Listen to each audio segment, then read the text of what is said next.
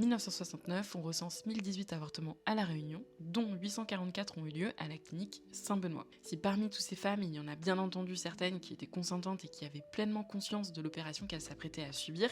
ce n'est pas le cas de la plupart d'entre elles. Ce nombre, c'est entre autres le point de départ de ma dernière lecture dont je voulais te parler aujourd'hui, Outre-mer, le scandale des avortements à La Réunion, qui a été écrit par Sophie Adriaansen et illustré par Anjal. Donc comme tu as pu le comprendre, ce roman graphique, il a pour objectif de rendre visible un épisode malheureusement très récent à l'échelle de l'histoire de l'humanité. C'est l'avortement et la stérilisation de milliers de femmes à La Réunion à la fin des années 60. Donc pour rendre le récit encore plus tangible et vraiment le mettre en perspective aussi avec l'actualité plus globale en France, Sophie a fait un choix de narration qui met en scène deux protagonistes qui vivent à 9000 km l'une de l'autre. En premier, on a Lucie, qui est une femme réunionnaise qui attend un enfant et qui va en fait être victime de la clinique Saint-Benoît. Et de l'autre côté, on a Marianne, qui est élève en terminale à Paris, qui elle a avorté de manière volontaire il y a peu de temps et qui est aujourd'hui très engagée dans le mouvement du MLF et qui suit justement toute l'actualité féministe du moment. Et si les deux défendent la même chose, donc c'est-à-dire le fait de pouvoir librement disposer de son corps et aussi avoir le droit à l'autodétermination, elles évoluent toutes les deux dans des contextes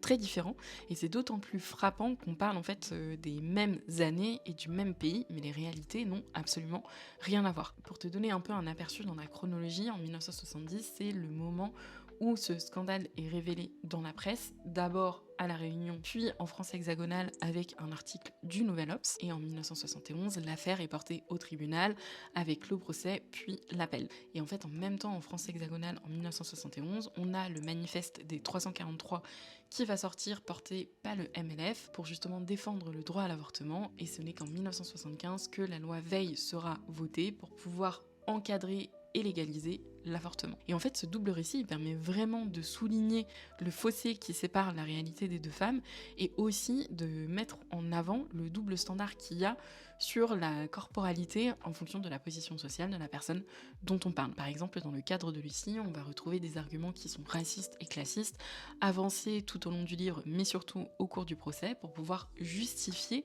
cette politique antinataliste et les différentes opérations qui ont été effectuées sur les femmes à La Réunion. Le livre met aussi très bien en lumière l'objectification, quasi l'animalisation des corps des femmes à La Réunion et de l'infantilisation qu'en font les accusés qui se positionnent comme des sauveurs qui vont prendre la décision de ralentir la natalité dans ce qu'ils appellent ce pays malade de démographie, en séparant en plus la Réunion de la France alors que les Outre-mer font partie intégrante de la nation. Je ne te cache pas que la lecture n'est